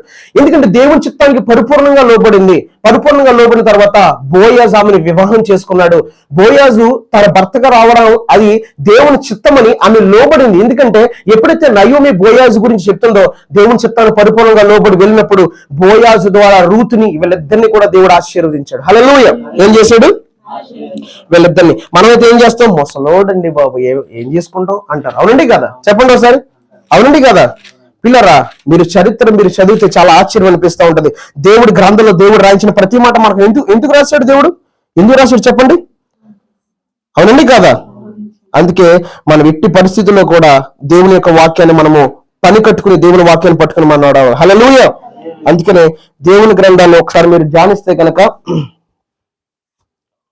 చాలా విషయాలు మనకు అర్థమవుతాయి. 2వ అధ్యాయం మొదటి నుంచి ఒకసారి చదవండి ఎవరైనా సరే. రూతు గ్రంథము 2వ అధ్యాయం మొదటి నుంచి. నయోమి పెనిమిటికి బంధువుడొకడు ఉండెను. అతడు చాలా ఆస్తిపరుడు. అతడు ఎలీమెలకు వంశపు వాడై ఉండెను. అతని పేరు బోయజు. మోయాబీయురాయలైన రూతు నీ సెలవైన ఎడల పొలములోనికి పోయి ఎవరి కటాక్షము పొందగలను వాని వెనుక పరిగి నేరుకుందనని నయోమితో చెప్పగా ఆమె నా కుమారి పొమ్మనెను. కాబట్టి ఆమె వెళ్లి పొలంలోనికి వచ్చి చేను కోయవారి వెనక పొలములో ఏరుకొనెను. ఆ పొలములో ఆమె పోయిన భాగము ఎలీమెలకు వంశపు వాడైన బోయజుది. బోయజు బెత్లెహేము నుండి వచ్చి యెహోవా మీకు తోడై యుండును గాకని చేను కోయి వారితో చెప్పగా వారు యెహోవా నిన్ను ఆశీర్వదించును గాకనిరి. అప్పుడు బోయజు కోయివారి మీద ఉంచబడిన తన పనివారిని చూచి ఈ చిన్నది ఎవరని అడుగగా కోయివారి మీద ఉంచబడిన ఆ పనివాడు ఈమె మోయాబు దేశము నుండి నయోమితో కూడా తిరిగి వచ్చిన మోయాబీయురాలైన యౌనురాలు. ఆమె నేను కోయివారి వెనుకకు పనుల మధ్యను ఏరుకొని కూర్చుకొనుటకు దయచేసి నాకు సెలవిమ్మని అడిగాను. ఆమె వచ్చి ఉదయం మొదలుకుని ఇది వరకు ఏరుకొని చుండెను. కొంతసేపు మాత్రం ఆమె ఇంట కూర్చుండినని చెప్పాను. అప్పుడు బోయాజు రూతుతో నా కుమారి నా మాట వినుము, వేరొక పనిలో ఏరుకుంటూ పోవద్దు, దీన్ని విడిచిపోవద్దు, అతడు నా పనికెత్తులతో నిలకడగా ఉండుము. ఇలా కొన్ని విషయాలు మీరు చదువుకోండి. ఇవి చాలా ఆత్మీయ అర్థాలు, గుర్తుపెట్టుకోండి, ఆత్మీయమైన అర్థాలు ఇవన్నీ కూడా. అయితే బోయాజుతో దేవుడు రూతునిచ్చి జతపరచాలని దేవుడి ఆలోచన కనుక, దేవుడి నిర్ణయం కనుక నయోమి ద్వారా తన ఆలోచనని ఎప్పుడైతే బయటికి తీసుకొచ్చాడో, ఎప్పుడైతే నయోమి చెప్పిందో, నయోమి ఆమెకు కొన్ని విషయాలు చెప్పి బోయాజు దగ్గరికి పంపించినప్పుడు, బోయాజు దగ్గరికి వెళ్తున్నప్పుడు ఆమె దేవుని చిత్తానికి లోబడి ఓర్చుకున్న తర్వాత దేవుడు ఆమె జీవితాన్ని ఆశీర్వదించాడు. హల్లెలూయా. దేవుడు ఏం చేశాడు? ఆమె జీవితాన్ని ఆశీర్వదించాడు. ఎంత ఆశీర్వదించాడో మీరు చూస్తే చాలా ఆశ్చర్యం అనిపిస్తుంది. చూడండి, ఇజ్రాయెల్ ప్రజలు ఏమన్నారంటే ఆమె విషయంలో మీరు చూడండి ఒక్కసారి. నేను చదువుతున్నాను చూడండి. రూతు గ్రంథము 4వ అధ్యాయం 10వ వచనం. మరియు చనిపోయిన వాని పేరిట అతని శ్వాసను స్థిరపరచునట్టును, చనిపోయిన వాని పేరు అతని సహోదరుల నుండి అతని స్థలం యొక్క ద్వారం నుండి కొట్టివేయబడుకున్నట్టును నేను మహనోను భార్యను రూతును మోయాబురాన్ని సంపాదించుకుని పెళ్లి చేసుకొనిచున్నాను. బోయజ్ అంటున్నాడు, దీనికి మీరు దినమున సాక్షులై ఉన్నారని పెద్దలతో ప్రజలతో చెప్పాను. అందుకు పురద్వారం ఉన్నటువంటి ప్రజలందరూ పెద్దలను మేము సాక్షులము. యెహోవా నీ ఇంటికి వచ్చిన ఆ స్త్రీని ఇజ్రాయేల్ వంశము వర్ధన చేసిన రాహేలును పోలిన దానిగాను, లేయాను పోలిన గాను క్షేమము చేయునుగాక. ఎఫ్రాతాలో నీవు క్షేమాబుద్ధి కలిగిన వాడవే, బెత్లెహేములో నువ్వు ఖ్యాతి నిందువు గాక. యెహోవా ఈ యవ్వనురాలు వలన, యవ్వనురాలంట చూడండి, ఈ యవ్వనురాలు బోయాజును చేసుకోవడానికి ఇష్టపడింది. ఈ యవ్వనురాలు వల్ల నీకు దయచేయి సంతానమును నీ కుటుంబము తామరు యోధాకు కరిన పెరుసు కుటుంబంలో నిండును గాక అని అనిరి. హల్లెలూయా. దేవుడు ఎంత గొప్ప దేవుడు మనం చూడొచ్చు. అసలు ఈరోజు దేవుడు ఒక క్రమాన్ని పాటిస్తాడు, గుర్తుపెట్టుకోండి. ఏం పాటిస్తాడు? ఒక క్రమం. దేవుడికి ఒక క్రమం అంటూ ఉంది. దేవుడు ఎవరి జీవితాలైనా సరే మధురంగా మార్చగలడు. చాలా మంది అనుకుంటారు ఇక నా జీవితం అయిపోయింది. ఎవరమ్మా? పెద్ద ఆవిడ. ఓకే అమ్మా, ఇక నా జీవితము ఓకే, ఇక నా జీవితం అయిపోయింది, ఇక నేను నా జీవితంలో ఎలాంటి ఆశీర్వాదం నేను చూడలేనా, ఇక దేవుడు నన్ను మర్చిపోయాడా, ఇక నన్ను దేవుడు దీవించడా, నా జీవితం ఎలాంటి పరిస్థితి కూడా వెళ్తుంది కదా, ఇక నన్ను దేవుడు పట్టించుకోడా. దేవుడు నీ జీవితము ఎలాంటి పరిస్థితుల్లో ఉన్నా దేవుడు నీ జీవితాన్ని బయటికి తీసుకొచ్చి నీకంటూ ఒక జీవితాన్ని దేవుడు ఇవ్వగలడు. గుర్తుపెట్టుకోండి. హల్లెలూయా. దేవుడు నీ జీవితాన్ని మార్చగలడు. దేవుడు నీ జీవితాన్ని మారవంటి నీ జీవితాన్ని మధురంగా మార్చగలడు. ఈ మోయాబీయులు ఎవరైనటువంటి రూతు జీవితాన్ని ఎలా మార్చాడో, దేవుడు ఎలా ఆశీర్వదించాడో, ఈ రోజు నీ జీవితాన్ని దేవుడు ఆశీర్వదించడానికి సిద్ధముగానే ఉన్నాడు. హల్లెలూయా. కానీ నువ్వు దేవుడు జీవము గల దేవుడు అనేటువంటి ఆయన రెక్కల కింద పరిపూర్ణంగా రావాలి. పరిపూర్ణంగా ఎలా రావాలి? చిన్న చిన్న అబద్ధాలు ఆడుతున్నానండి, ఇంకాను మా ప్రార్థన చేయండి పాస్టర్ గారు, బానేస్తాను. మళ్ళీ చెప్తున్నా, ప్రకటన గ్రంథంలో స్పష్టంగా రాయబడింది, అబద్ధికులు నరకానికి స్పష్టంగా వెళ్ళిపోతారని రాయబడింది. మేము ఆపేసిన ఆగరం, మీరు మళ్ళీ చెప్తున్నా. అర్థమైందా లేదా మీకు? చిన్న చిన్న అబద్ధాలేనండి దేవుడు క్షమించేస్తాడము. ఎలా క్షమిస్తాడు దేవుడు? నేను చెప్పోసారి. మోషేని క్షమించాడా? అబ్రహాముని క్షమించాడా? వీళ్ళిద్దరికి వాళ్ళు చేసిన క్రియలు ప్రతిఫలం ఇచ్చాడు. అదే పాత నిబంధన. తర్వాత ఇంకెవరున్నారు? దావీదుని క్షమించాడా? వీళ్ళ ముగ్గురు జీవితాల్లో చాలా ట్రీట్మెంట్ ఇచ్చాడు, గట్టిగా ఇచ్చాడు ట్రీట్మెంట్, ముగ్గురికి ఇచ్చాడు ట్రీట్మెంట్. మనము కూడా కొత్త నిబంధన అనేటువంటి మనము లేఖన భాగానికి విరుద్ధంగా మన నడిచేందుకే బైబిల్లో రాయబడింది, ఆ జతిక్రమే పాపం అని ప్రభు చెప్పాడు. ఏదో చిన్నదేనండి, ఎన్నిసార్లు క్షమిస్తాను నేను? ఒక్కసారి, 2 సార్లు, లేదంటే 10 సార్లు అనుకుందాం. బైబిల్లో లేదు 10 సార్లు అనుకోవడం. మరి ఇంక ఎన్నిసార్లు మనము జీవితాన్ని దేవునికి వాక్యానికి విరుద్ధంగా మనం బ్రతుకుతాం? దీనివల్ల నష్టపోయేది నువ్వు మాత్రమే. ఎవరు నష్టపోతున్నారు? నువ్వు మాత్రమే నష్టపోతావు. దేవుని చిత్తానికి మనం పరిపూర్ణంగా లోబడాలి, అంటే వాక్యానికి లోబడాలి. రూతు ఎలాగైతే లోబడిందో, రూతు ఎలా అయితే దేవుడి చిత్తానికి పరిపూర్ణంగా తన జీవితాన్ని అప్పగించుకుందో, దేవుడు రూతుని బోయాజ్కి ఇచ్చాడు. బోయాజ్కి ఇవ్వడమే కాదు, తన చరిత్రలో ఆమె యొక్క వంశావళిలో ఆమె పేరుని పెట్టించాడు. ఈ రోజున దేవుడి మాట ఎవరైతే వింటారో, దేవుడికి ఎవరైతే భయపడతారో, ఎవరైతే దేవుని చిత్తం చేస్తారో, ఎవరైతే దేవుని కొరకు బ్రతుకుతారో, వాళ్ళని దేవుడు పట్టించుకుంటారో, ఆశీర్వదిస్తారో, పరలోకంలో తీసుకెళ్లిపోతాడు. హల్లెలూయా. అలాంటి జీవితం, అలాంటి క్రైస్తవులు దేవుడికి కావాలి. గుర్తుపెట్టుకోండి. ఏదైనా చేస్తేనే దేవుడు, ఏదైనా ఇస్తేనే దేవుడు, ఏదైనా కోరుకున్నది అడిగింది ఇస్తేనే దేవుడు అనుకుంటే అలాంటి వాడు దేవుడు వాడితో ఉండనే ఉండడు. ఇజ్రాయెల్ ప్రజల్ని ఐగుప్తు దేశాన్ని నుంచి తీసుకొచ్చి నడిపిస్తూ ఉన్నాడు. వసే మాకు మాంసం కావాలి. ఏం కావాలి? అరే దేవుడు ఇన్ని కార్యాలు చేశాడు, అందరూ కూర్చొని పాటలు పాడతారు, రండి స్తుతిందారని ఒక్కడంటలేదు అన్నాడండి. నిజంగా అలాంటి ప్రజలు ఇప్పుడు ఇజ్రాయెల్ ప్రజలు మనం కూడా జీవిస్తూ ఉంటామా లేదా? చెప్పండి, ఉంటామా లేదా? మాకు మాంసం లేదు మోషే, మాకు మాంసం కావాలి. దేవుడు నిజంగా చాలా బాధపడుతూ ఇచ్చాడు మాంసాన్ని. మీరు చదవండి, పాత నిబంధన చదివితే ఆ పూరేలు వచ్చినప్పుడు వాళ్ళంతా కొంతమంది బ్రతుకుండగానే వండుకుండగానే తినేశారు, కొంతమంది ఉండి తిన్నారు. ఈ తిన్న వాళ్ళందరి పాలలో ఆ మాంసం ఇరుక్కుని, తెగుళ్ళ చేత ఆ మాంసం ఇరుక్కుని చాలా మంది చనిపోయారు. ఏమైపోయారు? దేవుడు ఈ రోజున మన నుంచి ఏం ఆశిస్తాడని తెలుసా? మనల్ని ఏదో బరువులు బండ్లు ఎత్తమంటలా, నీకు ఒక గ్రంథాన్ని ఇచ్చాడు, పరిశుద్ధ గ్రంథాన్ని. ఆ గ్రంథం ప్రకారంగా నువ్వు నడిస్తే నేను పట్టించుకుంటాను, నేను ఆశీర్వదిస్తాను. నీ అక్కర్లో, నీ లేములో, నీ బాధలో, నీ కష్టాల్లో, నీ రోగాల్లో నేను నీకు తోడే ఉండి నేను విడిపించి గొప్ప చేస్తాను. హల్లెలూయా. ఏం చేస్తాడట? చేస్తాడా చేయడా? మరి దేవుడు ఎంతమంది కావాలి అలా చేయడు? మరి దేవుడు మాట వింటారా వినరా? దేవుని చిత్తానికి లోబడరా? చూడండి ఒకసారి Psalm 91:14. ఒకసారి 14 వచ్చిన కూడా చదువునా, 15 కూడా చదువు ఒకసారి. కీర్తన 91 కీర్తన 14 వచ్చిన. ఓకే, చదువునా. కనుక తప్పించేదను. ఎస్, ఎవరంట? అసలు ఆయన నామము ఎరుగున్నవాడు అంటే అర్థం ఏంటి చెప్పండి ఒకసారి. మీరు చెప్పాలి. మీరు రోడ్డు పక్కన అన్ని జనులు వెళ్తున్నారు, బండి పార్క్ చేశారు. ఏసయ్యా నీకు వందనాలు, ఈ పని అయితే కాన్కి ఎత్తానే, అటుపులుగా వెళ్తానే అని 100 రూపాయలు కాన్కి వెళ్ళిపోతున్నారు. అది కూడా నామం మెరిగినట్టేనేమో. అది నామం మెరిగినట్ట? మరి నామం మెరిగినట్టు అంటే ఏంటి అర్థం? నామం ఎరగడం అంటే ఆయన గురించి పూర్తిగా ఎవరికైతే తెలుసో అదే ఆయన నామం ఎరగడం అంటే. హల్లెలూయా. మీ నాన్న గురించి నాకు తెలియదు, మీ తాత గురించి నాకు తెలియదు, తెలుసండి. మీ ముత్తాత గురించి నాకు తెలుసు, కానీ నిన్ను అడిగితే టప చెప్పేస్తాను. మా ముత్తాత అంటే ఏంటనుకున్నా పాస్ గారు, అసలు ఏంటి అనుకునేవి అని చెప్తారు. నేను చెప్తాను మీ ముత్తాత గురించి. మరి దేవుని గురించి నువ్వు పరిపూర్ణంగా తెలుసుకోకపోతే నువ్వు ఎలా తెలుసుకుంటావు ఆయన కార్యాన్ని? ఆయన నామం ఎరగడం అంటే ఏంటి? ఆయన ఎలాంటి వాడు, ఆయన స్వభావం ఏంటి, ఆయన మాట వినాలి, ఆయన ఆజ్ఞలు, ఆయన కట్టడలు, ఆయన ఉద్దేశాలు. ఆయన నామం ఎరిగింది కనుక ఋతు ఆయన రెక్కల కిందకు వచ్చింది. దేవుడు ఆమెకు సంపూర్ణమైన బహుమానం ఇచ్చాడు. హల్లెలూయా. నువ్వు ఆయన నామాన్ని ఎరగడం అంటే ఆయన ఎలాంటి వాడు నీకు తెలియాలి. ఆయన మనసు ఎలాంటిది, ఆయన ఆలోచన ఎలాంటిది, ఆయన ఉద్దేశాలు ఎలా ఉంటాయి, ఆయన కట్టలు ఎలా ఉంటాయి, ఆయన డిసిషన్స్ ఎలా ఉంటాయి, ఆయన ఎలా నడిపిస్తాడు, ఆయన ఎలా పోషిస్తాడు, ఎలా ఆశీర్వదిస్తాడు, ఆయన ప్రార్థన ఎలా ఆలకిస్తాడు, ఇవన్నీ తెలియాలంటే పరిశుద్ధ గ్రంథాన్ని నువ్వు పూర్తి చేయాలి. హల్లెలూయా. ఈ పరిశుద్ధ గ్రంథాన్ని నువ్వు పూర్తి చేసినప్పుడు, ఇందులో ఉన్న మాటలు నువ్వు చదివినప్పుడు, నువ్వు నమ్ముకున్న దేవుడు విలువ, దేవుడు ఆలోచన, దేవుడు మనసు నీకు అర్థమవుతుంది. అప్పుడు దాకా అర్థమైందని లేదా మీకు? హల్లెలూయా. చాలా మంది క్రైస్తులు ఈ రోజున ప్రభు యొక్క రక్తాన్ని, శరీరాన్ని ఇస్తున్నారు, సినిమా చూస్తున్నారు. నేను అడిగింది చూడకూడదు, నాకు ఎవరు చెప్పలేదు ఫస్ట్ గా వస్తున్నాను ఇప్పుడు దాకానే అని వింతగా చెప్పినప్పుడు ఇది కరెక్ట్ కాదురా బాబు అంటే ఇప్పుడు మానేసి చక్కగా భక్తి చేసుకుంటున్నాడు. అంటే బైబిల్ చదవరండి. ఏం చదవరు? బైబిల్ చదవడానికి టైం ఉండదు చాలా మందికి. అసలు సాఫ్ట్వేర్ జాబ్లే మళ్ళీ ఇంకో రెండో జాబ్ లేదు.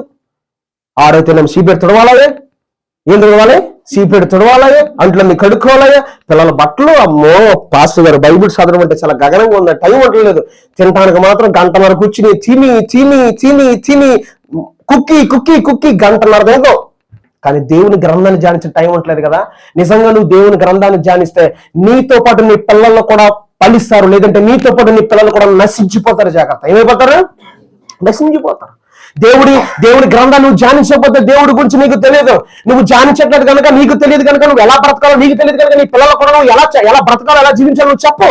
వాళ్ళు ఆటోమేటిక్ గా ఏమవుతారంటే లోక సంబంధమైన జీవితానికి ఎడిట్ అయిపోయి, చిన్న వయసులోనే రోగాలు, చిన్న వయసులోనే జైలు పాలైపోయి, చిన్న వయసులోనే జీవితం పాలైపోయి, చిన్న వయసులోనే నలుగురికి నవ్వుడు పనుగా వాళ్ళ జీవితం కనపడుతుంది. అదే నువ్వు బైబిల్ చదివి దేవుని వాక్యం ధ్యానించి వాళ్ళకి చెప్పి దేవుని క్రమశిక్షణ నువ్వు పెంచినట్టయితే ఈ రోజున మంచి ఉన్నతమైన స్థితిలో నీ పిల్లలు నిలబెట్టేవాడు దేవుడు. హల్లెలూయా.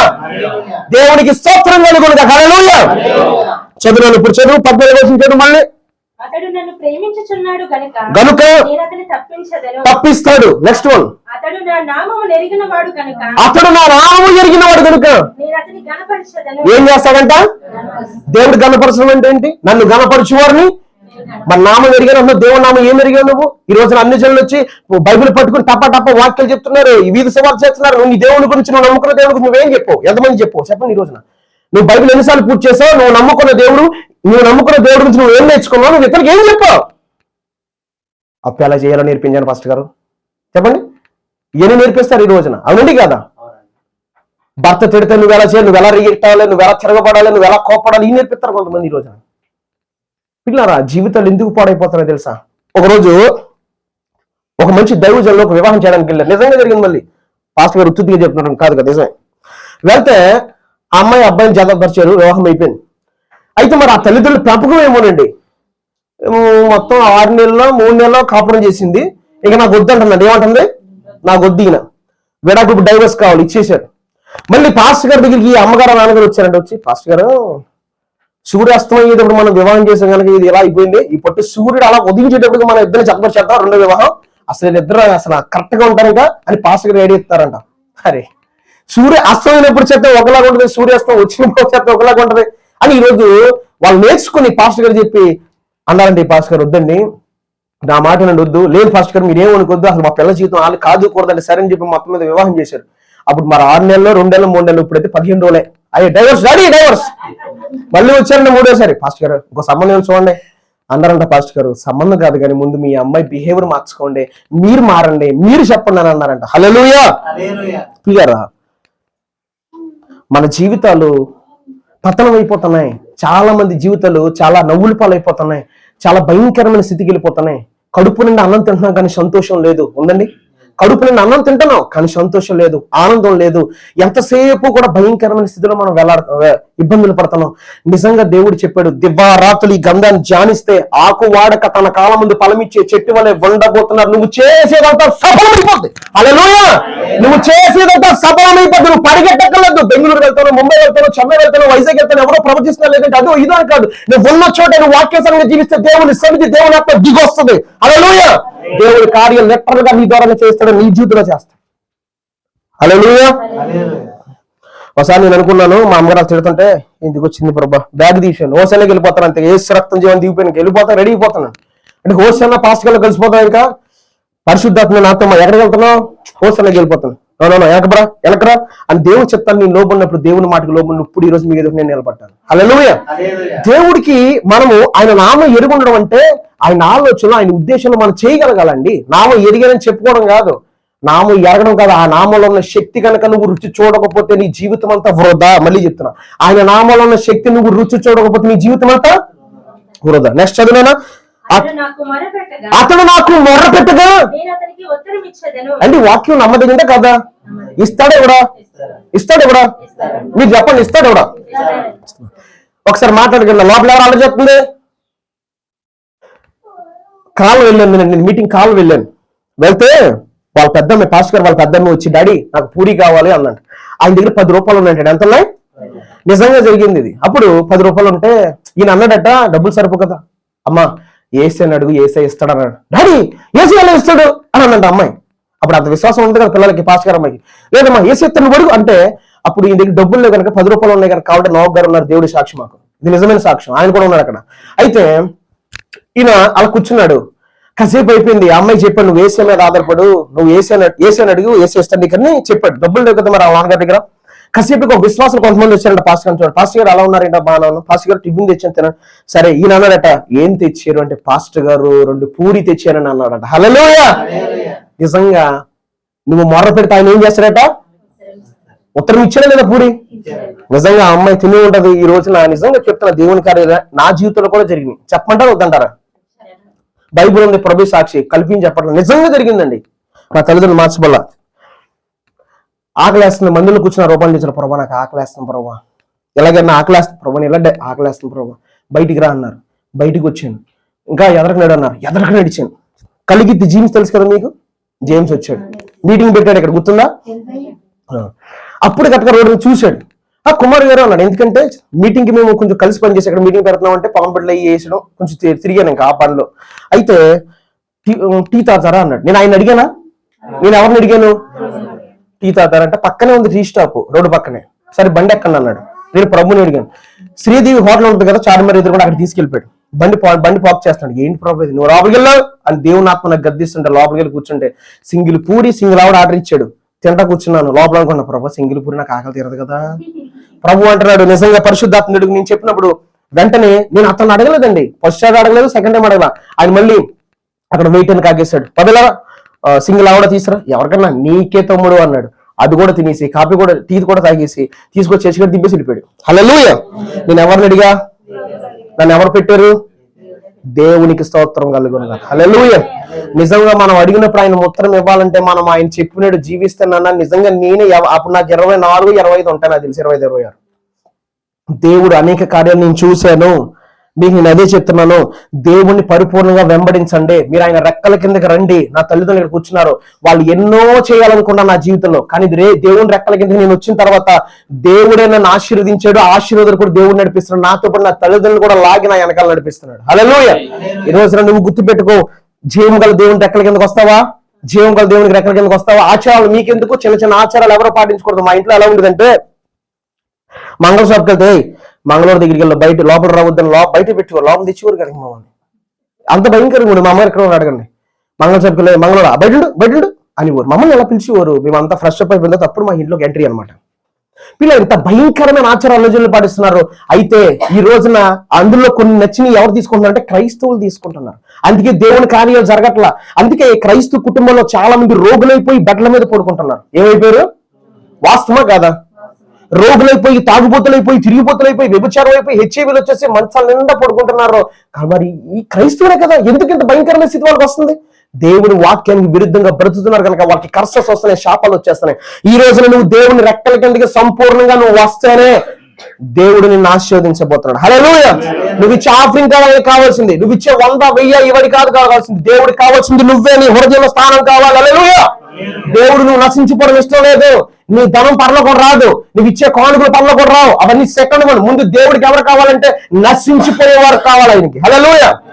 ఈ చిన్న వాళ్ళ ఒక్కడు నశించిపోవడం ఆయనకి ఇష్టం లేదు. మీకు ఒక విషయం చెప్తాను, అర్థంలో చెప్తాను, ఆలోచించండి. ఆలోచించుకుంటే ఒక వెళ్ళిపోకండి ఇక్కడి నుంచి. ఈయన ఏ ఊరు పాస్టర్ అనుకుంటున్నారు? గుజరాత్ పాస్టర్. ఈయన మన ఊరు పాస్టర్ కదా. ఈయన నాకు లోపల ఆలోచన దేవుడు చెప్పమన్నాడు, మీకు తెలియాలి విలువ. ఈయన్ని సుదర్శన్ రావు గారు బాప్తిస్మం ఇవ్వాలి. ఇప్పుడు ఆ గొర్రెని ఎవరు పట్టించుకోవట్లేదు. ఆ గొర్రెకి బాప్తిస్మం ఇవ్వాలి కనుక గుజరాత్ నుంచి దేవుడు ఇక్కడ తీసుకొచ్చి ఈయనకి ఇల్లు ఇచ్చి పోషించి ఈయన ఈ రోజు ఈయన ద్వారా గుజరాత్ లో ఉన్న పాస్టర్ గారిని తీసుకొచ్చి సుదర్శన్ రావు గారు బాప్తిస్మం ఇస్తున్నాడు దేవుడు. హల్లెలూయా. దేవుడు ఎంత ఆలోచిస్తున్నాడు అంటారు అసలు? చెప్పండి ఒకసారి. ఆయన మంచి ఎడ్యుకేటెడ్ పర్సన్, జాబ్ చేయాలనుకున్నాడు, షిప్ యార్డ్ లో చేశాడు. దేవుడు వెళ్ళిపోనా అలా ఒక గొర్రె కోసం దేవుడు ఆ బిడ్డని ఈ రోజు ఇక్కడ తీసుకొచ్చి ఇన్ని సంవత్సరాల తర్వాత ఇతను బాప్తిస్మం దేవుడు నిలబెట్టాడు కదా. దేవుని ప్రణాళికలు ఎలాగుంటాయి, దేవుడి ఆలోచనలు ఎలాగుంటాయి, దేవుడి ఉద్దేశాలు ఎలాగుంటాయి. ఆత్మ నశించిపోకూడదు కనుక ఆనాడు ఫిలిప్పుని మాట్లాడి ఆ యొక్క నపుంసకుడికి ఎలాగైతే బాప్తిస్మం ఇప్పించాడో, ఈ రోజున గుజరాత్ లో ఉన్నటువంటి ఆ వ్యక్తిని, గుజరాత్ వాళ్ళు సెటిల్ అయిపోయారు, ఇల్లు కొనుక్కున్నారు. తెలుసా మీకు? ఎవరైనా వస్తారో సెటిల్ అయిపోయిన ఇల్లు కట్టుకున్నారు. అడిగా ఇల్లు కట్టుకున్నారు లేదా? వాళ్ళు అబద్ధం అనుకుంటా చెప్పండి. ఇల్లు కట్టుకున్నారు, చక్కగా ఇల్లు కట్టుకుని అమ్మేసి కోడవిల్లు వచ్చి తర్వాత బొండాళ్ళకి వచ్చి ఈ రోజున సుదర్శన బాప్తిస్మం ఇచ్చేస్తున్నాడు ఆయన. హల్లెలూయా. మరి దీని వెనకాల ఎవరు వస్తా ఉంది? ఇప్పుడు దేవుడు పట్టించుకున్నాడు లేదా? పిల్లరా, నిన్ను కూడా దేవుడు పట్టించుకుని నీ అవసరాల నిమిత్తం ఎలాంటి వాళ్ళు లేపుతాడు. హల్లెలూయా. ఖచ్చితంగా నీ జీవితం మార్చబడదు. నిన్ను పట్టించుకొని నీ గురించి ఆలోచిస్తున్నాడు. నువ్వు దేవుని విరుద్ధంగా బతకమాక, దేవుని చిత్తానికి లోబడు, దేవుడు రెక్కల కింద సురక్షితంగా ఉండండి. వచ్చేస్తే రూతమ్మను ఆశీర్వదించినట్టు నిన్ను కూడా దేవుడి భూమి మీద ఆశీర్వదించబడ్డ కుమారుడిగా కుమార్తెగా నిన్ను చూపించడానికి ఆయన సిద్ధంగానే ఉన్నాడు. హల్లెలూయా. ఇక్కడ నుంచి నేను ఎవరో చెప్తున్నా మీకు అర్థమయ్యేలా, వాక్యానికి విరుద్ధమైనది ఏది నువ్వు చెయ్యొద్దు. ఏం చేయొద్దు? వాక్యానికి విరుద్ధమైన ఏది నువ్వు మాట్లాడొద్దు, నువ్వు చెయ్యొద్దు. ఆటోమేటిక్ గా దేవుడు నిన్ను ఏం చేస్తాడో చెప్పనా? గ్రోత్ లోకి తీసుకొచ్చేస్తాడు. హల్లెలూయా. గ్రోత్ అంటే ఏంటి? అభివృద్ధి. దేనిలో తీసుకొస్తాడు? ఆటోమేటిక్ గా అభివృద్ధిలోకి నేను తీసుకొస్తాడు. చిత్తమయ్య ఎందుకు నా ప్రభు చెప్పిన. సీత ఎంతమంది తెలుసు ఇక్కడ? సీత తెలుసు? సీత గురించి మీకు తెలుసా? ఓకే. తను వచ్చినప్పుడు ఏ స్థితిలో వచ్చాడు? నవ్వులోకి 500 ఫైన్ లోపల కలెక్ట్ చేయండి. అవును. ఇప్పుడు ఎంత ఉన్నాడో చెప్పండి. ఇప్పుడు ఎంత సంపాదించాడు చెప్పండి? 80 ఎకరాలు కొన్నాడు అండి. ఇప్పుడు ఎంతంటే 80. ఎలా కొన్నాడు చెప్పండి సార్? ఆశీర్వదించాడు. అతను కూడా దేవుని వాక్యానికి లోబడి దేవుని దగ్గర తగ్గించుకుని భయభక్తులు కలిగి. ఓ రోజు నేను ఈ పాస్టర్ గారి భోజనం చేయడానికి మేమిద్దరు లోపలికి తినొస్తున్నాం. బయట కూర్చొని సెక్యూరిటీ లాగా, సార్ బాగుందండి అంటున్నాడు. ఎంత తగ్గించుకుంటున్నాడు? దేవు గ్రంథంలో రాయబడింది కదా, తను తగ్గించుకుని హెచ్చించబడతాడు. తనే పొట్టాలు కట్టేస్తాడు, తనే క్యాషియర్గా కూర్చుంటాడు, తనే సెక్యూరిటీగా కూర్చుంటాడు. సార్ బాగుందండి అంటున్నాడు. క్లియరా? దేవుడు చూశాడు, వాక్యానుసారంగా జీవిస్తున్నాడు. ఈ రోజున అభివృద్ధి. యోసేపు ఫలించాడు, కొమ్మ విధంగా ఫలించాడు. నువ్వు కూడా ఫలించాలంటే, నీ జీవితంలో కూడా దేవుని కార్యాలు చేయాలంటే ఇప్పుడు చదువుతారు సిస్టర్ గా చూడండి. Hebrew chapter 10 verse 36 చదివినాను. చదువుగా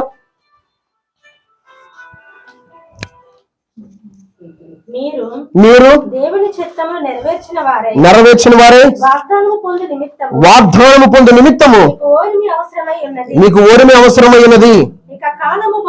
చాలా ఒక్క నిమిషం నాన్న. కాబట్టి మీ ధైర్యాన్ని విడిచిపెట్టకూడదు, దాని ప్రతిఫలంగా గొప్ప బహుమానం కలగబోతుంది. మీరు ధైర్యాన్ని విడిచిపెట్టద్దు, దేవుని రెక్కల కిందకి రండి. రూతుని ఎలాగైతే బ్లెస్ చేశాడో, రూతు దేవుని చిత్తానికి ఎలా లోబడిందో, ఓర్చుకుందో, దేవుడు రూతుని ఎలా ఆశీర్వదించాడో, నువ్వు దేవుని చిత్తానికి లోబడి దేవుని రెక్కల కింద నువ్వు సురక్షితంగా నువ్వు వచ్చినట్లయితే దేవుడు నిన్ను ఆశీర్వదించబోతున్నాడు. హల్లెలూయా. దేవుడు నిన్ను అభివృద్ధిలో తీసుకురాబోతున్నాడు. దేవుడు నిన్ను హెచ్చించబోతున్నాడు. నేను ఇప్పుడు వివాహం చేసుకోవాలంటే నచ్చిన అమ్మాయిని చేసుకోవచ్చు. ఎందుకు చేసుకుంటున్నా? దేవుని చిత్తం అది. దేవుడు ఆశీర్వదిస్తాడు నన్ను, నా భార్య పిల్లల్ని. దేవుడు వెయిట్ చేస్తాను, దేవుడు ఒక బిడ్డను తీసుకొస్తాడు. నిజంగా మీరు నమ్మకపోయినా నా పిల్లలకి దేవుని సేవ ఉందండి. నా పిల్లలకి వారి పిల్లలకి దేవుని సేవ ఉంది. దేవునికి స్తోత్రాలు కలుగును గాక. వాళ్ళు ఎక్కడ చేస్తారు ఏంటో నాకు తెలియదు, కానీ దేవుడు మాత్రం వాళ్ళకి నేను తోడుగా ఉంటానని నాకు వాగ్దానం చేశాడు. హల్లెలూయా. నిజంగా దేవుని చిత్తానికి నేను లోబడుతున్నాను. అందరూ అనుకుంటారు పాస్టర్ గారు ఎప్పుడు వివాహం వద్ది. కానీ దేవుడు మాత్రము బైబిల్లో యోసేపును 30 సంవత్సరాలకి హెచ్చించాడు, దావీదుని 30 సంవత్సరాలకి హెచ్చించాడు, యేసయ్య 30 సంవత్సరాలకి పరిచర్యకు వచ్చాడు. నన్ను కూడా 30 సంవత్సరాలకే బయటికి తీసుకొచ్చి హెచ్చించి ఉన్నతమైన స్థితిలోకి దేవుడు నడిపించు. 30 సంవత్సరం ఎంటర్ అయ్యేటప్పుడు వైజాగ్, 30 ఎంటర్ అవ్వక ముందే యూట్యూబ్ పరిచయం స్టార్ట్ అయింది. ఇప్పుడు 30 ఎప్పుడైతే వచ్చిందో నన్ను దేవుడు ఎస్టాబ్లిష్ చేశాడు. దేవుడు కార్యాలు దేవుడికి ఉంటాయి. నేను దేవుని చిత్తం చేయడానికి ఇష్టపడతాను. లేదంటే ఈ పాటికి మా పిల్లలతో పాటు చాలాసార్లు ఒకసారి చెప్పాను మీకు, లేదంటే దేవుని చిత్తానికి నేను లోపడిపోతే ఈ పాటికి మా పిల్లలు తీసుకుని నేను కూడా మీతో ఆరాధన చేస్తుండేవాడు. కానీ నా జీవితం వేరేగా డిజైన్ చేయబడి ఉండేది. నేను దేవుని చిత్తానికి లోపడుతున్నాను. రానున్న దినాల్లో దేవుడు నా జీవితాన్ని మధురంగా ఆశీర్వదకరంగా ఖచ్చితంగా మారుస్తాడు. హల్లెలూయా. నువ్వు జీవము గల దేవుని రెక్కల కింద నువ్వు వస్తే, నేనైతే ఆయన రెక్కల కిందకి వచ్చా. ప్రభా నీ చిత్తమే నా జీవితం అని నేను చెప్పాను. దేవుడు నాకు వాగ్దానం చేశాడు, నీ చిత్తమే నా జీవితం అని చెప్పావు కదా, నేను విడువను ఎడబాయను. హల్లెలూయా. ఈ రోజు నేను దేవుని రెక్కల కిందకే వచ్చాను. మీకు కూడా దేవుడు కావాలనుకుంటే, చచ్చిపోతే పరలోకం వెళ్ళాలనుకుంటున్నారు పాస్టర్ గారు అనుకుంటే కనుక దేవుని చిత్తం చేయండి. లేదనుకో మీరు నచ్చినట్టుగా మీరు బ్రతకండి. కానీ ఒకటి మాత్రం గుర్తుపెట్టుకోండి, ఈ జీవితం తర్వాత ఇంకొక జీవితం ఉంది. ఇది 70, 80, 90, 100 కానీ తర్వాత జీవితం యుగ యుగాలు దేవునితో ఉండాలి. అది గనక నువ్వు మిస్ అయ్యావా, అది గనక నువ్వు పోగొట్టుకున్నావా, కాపాడే నాదుడు ఉండడు. హల్లెలూయా. అందుకే పోగొట్టుకోవద్దు, వాక్యానుసారంగా బ్రతకండి. ఎలా బ్రతకాలి? వాక్యం చెప్పినట్టుగా మీరు జీవించండి. మనందరం ఇక్కడ ఎలా కలుసుకున్నాం? ఈరోజు చేపల కూర సిద్ధపరిచారు పాస్టర్ గారు, అందరికీ చేపలే. ఇక్కడ మనం చేపల కూర ఇస్తున్నాం, ఎలాంటి భోజనం చేస్తున్నాం? రేపు మనందరం పరలోకంలో యేసయ్య ఎదుట మనం నిలబడాలి. అందరూ నిలబడాలి, ఒక్కరు కూడా మిస్ అవ్వకూడదు. మిస్ అవుతే ప్రమాదం. మిస్ అవుదామా, మిస్ అవ్వకూడదా? చెప్పండి గట్టిగా. అయితే ప్రార్థన చేసుకుందామా? ప్రార్థన చేసుకోండి. జీవం గల రెక్కల కింద సురక్షితంగా ఉండడానికి నేను వస్తున్నాను. దేవునికి నచ్చని ప్రతి అవిధేయత ఇక్కడి నుంచి నేను విడిచిపెట్టేస్తాను. చిన్న అబద్ధమే అనుకుంటున్నాను, చంద్రే కదా అనుకుంటున్నాను. దేవుడి రెక్కల కింద రూతమ్మ ఎలా వచ్చిందో పరిపూర్ణంగా వచ్చింది. దేవుడి దగ్గరికి ఏదో పై చేసి నోటి మాటతో చెప్తే రాలేదు. నీ దేవుడే నా దేవుడు, నీ జనాంగమే నా జనాంగము. నువ్వు ఏం పాటిస్తున్నావో, నువ్వు ఏమి తింటున్నావో, నువ్వు ఎవరిని ఆరాధిస్తున్నావో ఆయన నేను సేవించబోతున్నాను. ఎప్పుడైతే రూతు డిసిషన్ తీసుకుందో, దేవుడు డిసిషన్ తీసుకున్నాడు. ఈమె నేను ఆశీర్వదించాలి, ఈమె నేను హెచ్చించాలి, ఈమె నేను దీవించాలి. ప్లీజ్ దేవుని బిడ్డలారా, మీకు ఒక మర్మం చెప్పాలి, జాగ్రత్తగా వినండి. ఒక మర్మం చెప్పాలి. దేవుడు తండ్రి దేవుడు యూదులతో ఏం చెప్పాడు? ఇశ్రాయేలు ప్రజలతో, మీరు అన్యజనుల అమ్మాయిని ఎట్టి పరిస్థితి చేసుకోవద్దన్నాడు. అవునండి కదా? కానీ ఈమె రూతు ఎవరు? అన్య స్త్రీ.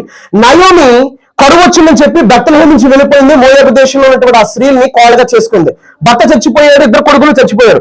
కానీ ఈ అన్య స్త్రీ అయినటువంటి రూతు మాత్రం దేవుడి దగ్గరికి వస్తే దేవుడు క్షమించి దేవుడు ఆమె జీవితాన్ని ఆశీర్వదించాడు. హల్లెలూయా. ఈ రోజు నువ్వు ఎంత ఘోర పాపమైనా, నువ్వు ఎంత భయంకరమైన స్థితిలో ఉన్నా, ఎంత దేవుడికి అవిధేయత చూపిస్తున్నా, ఎలాంటి పరిస్థితిలో నువ్వున్నా, పరిపూర్ణంగా నీ పాపాలు కావచ్చు, నీ ప్రతి బలహీనత దేవుని దగ్గర పెట్టి ఇక్కడి నుంచి నువ్వు క్షమాపణ అడిగితే దేవుడు నిన్ను పరిపూర్ణంగా ఆశీర్వదించబోతున్నాడు. పరిపూర్ణంగా నేను ఆశీర్వదించబోతున్నాడు. నువ్వు ఆయన రెక్కల కిందకి రావాల్సిందే. లేదంటే ఈ లోకమంతుడి మీదకి రాబోయే శోధన కాలాన్ని నేను కాపాడలేడు. లోకమంతుడి మీదకి రాబోయే శోధన కాలం ముందుంది. అప్పుడు మనం ఏం చేస్తాం? ఒక కరోనా వస్తే ప్రాణాలు వెలగలాడిపోయినాయి. మనకి తెగుళ్ళు వస్తాయి అన్నాడు, కరువులు వస్తాయి, భూకంపాలు వస్తాయి. ఆయన నామ నిమిత్తం హింసించబడతారు, చంపబడతారు. మన ముందు అనేకమైన శ్రమలు ఉన్నాయి. ఆ శ్రమ తప్పించబడాలి, క్రీస్తుతో నిలబడాలి, క్రీస్తుని ఎలాగైనా సంపాదించుకోవాలి, క్రీస్తు కొరకు ఎలాగైనా బ్రతకాలి అనుకున్నట్టయితే కనుక నువ్వు పరిపూర్ణంగా దేవుడికి రెక్కల కిందకు వచ్చాయి. దేవుని రెక్కల కిందకు వచ్చాయి. దేవుని నమ్ముకున్న నీవు తాళ్ళు తెచ్చి కడతారు కొంతమంది. అవి చాలా ప్రమాదాలు. మీకు కుటుంబాన్ని ఆశీర్వాదాలకు రానివో, శాపాలు వచ్చేస్తాయి, రోగాలు వచ్చేస్తాయి. ఏ తాడు కట్టకల్లా ఏ స్నామంలో ప్రార్థన చేయండి. నీ మర్చిపెట్టిన దైవజనుడు, ఈయనకి స్వస్థత వరం ఉంది. మీరు దేవుడు మిమ్మల్ని ఆశీర్వదించి బిడ్డ దగ్గర పంపించాడు. ఆ వరాన్ని దేవుడు ఉచితమే, ఆయన ఉచితంగా ఇచ్చాడు. ఆయన దగ్గర ప్రేయర్ చేయించుకుని ఆయనకున్న వరాన్ని బట్టి అనేక కార్యాలు దేవుడు చేస్తున్నాడు. మీ పిల్లల జీవితంలో చేస్తాడు, మీ జీవితంలో కూడా చేస్తాడు. మీరు ధైర్యంగా ప్రార్థన చేసుకోండి. దేవుడే అద్భుతాలు చేయవాడు. హల్లెలూయా. ఎటువంటి వాక్యానికి విరుద్ధంగా వెళ్ళొద్దు. ఈ రోజున క్రైస్తవ పిల్లలు వాళ్ళ మనవరాలకి తాళ్ళు కడుతున్నారు. చిన్నపిల్లలు చాలా మంది. నేను ఒక బిడ్డను అడిగాను, అదేంటమ్మా? మా అమ్మ కట్టింది, తీసేయమ్మన్నా. ఆమె ఏం చేసింది తెలుసా? తీసేసి బయటికి వెళ్ళి పాడేయకుండా జేబులో పెట్టుకుని లోపలికి వచ్చింది. ఆమె తల్లి చెప్పిందే పాటిస్తుంది, కానీ గ్రంథంలో ఉంది కదా మీది నువ్వు కట్టుకోకూడదురా అన్నానంటే లెక్క పెట్టలేదండి. అమ్మాయి చిన్నపిల్లండి, 10 సంవత్సరాలు కూడా ఉండవు. పిల్లరా, క్రైస్తవ కుటుంబం ఇలాంటి వాళ్ళు నిజంగా దేవుడు సహించగలడా? దేవుని రెక్కలు పేరు చెప్తున్నారు, ఇంటికి మా పేరు మాత్రం క్రైస్తవులమేనండి, పుట్టు క్రైస్తవులు అంటున్నారు. కానీ నిజంగా వాళ్ళు చేసే పనులు చాలా అసహ్యమైన కార్యాలు, నీచమైన కార్యాలు చేస్తున్నారు. దేవుడికి నచ్చనివి, కోపం తెప్పించేవి, ఉగ్రతలోనేవి చేస్తున్నారు. అసలు చిన్న పేటంతో ఒక గొప్ప రివైవల్ గా ఉండాలి. ఈ రోజున నీ బిడ్డల వల్ల అనేక మంది నశించిపోతున్నారే. ఈ రోజు ఒకడు, రేపొకడు, ఎల్లుండి ఒకడు చచ్చిపోతూ ఉన్నాడే. అసలు ఇంత కూడా బాధ చింత లేదా? రేపొద్దున నీ బిడ్డ వస్తే తట్టుకోగలవా? ఇప్పటికైనా సరే ప్రార్థన చేయి. ప్రభా, నీ రెక్కల కింద సురక్షితంగా నేను వస్తున్నాను. నన్ను, నా కుటుంబానికి పరిపూర్ణమైన బహుమానం దయచేయమని అడుగు. ప్రేమించేదం అధికముగా ఆరాధింతు నా శక్తితో. ప్రేమించేదం అధికముగా ఆరాధింతు నా శక్తితో. నిన్ను పూర్ణ మనసుతో ఆరాధింతు, నిన్ను పూర్ణ బలముతో ప్రేమించేదం. ఆరాధన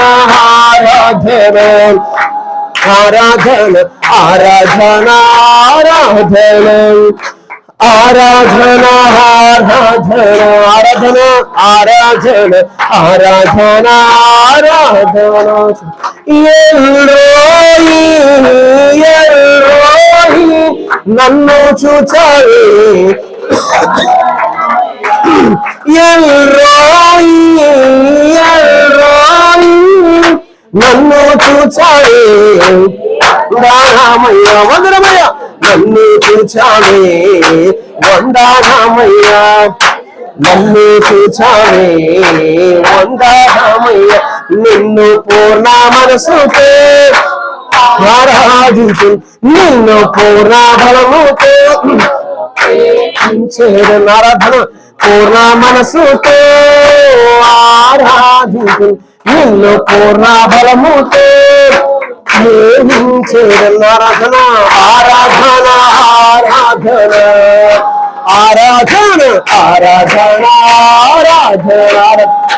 ఆరాధన ఆరాధన ఆరాధన ఆరాధన ఆరాధన మళ్ళీ పడదామా ఎల్రోయి ఎల్రోయి నన్ను చూచావే వందనమయ్యా నిన్నే చూశాడు రోయి ఎల్రోయి చూచావే వందనమయ్యా నన్ను చూచావే నన్ను చూచావే నిన్ను పూర్ణ మనసుతో ఆరాధించు నిన్ను పూర్ణ బలముతో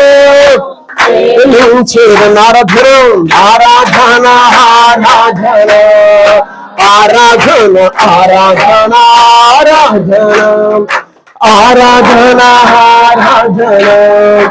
ఆరాధన ఆరాధన ఆరాధన ఇప్పుడు దాకా పరిశుద్ధాత్మ దేవుడు దైవజనులు నిలబెట్టుకుని మారు మనసు అనుభవం గురించి చెప్పాడు.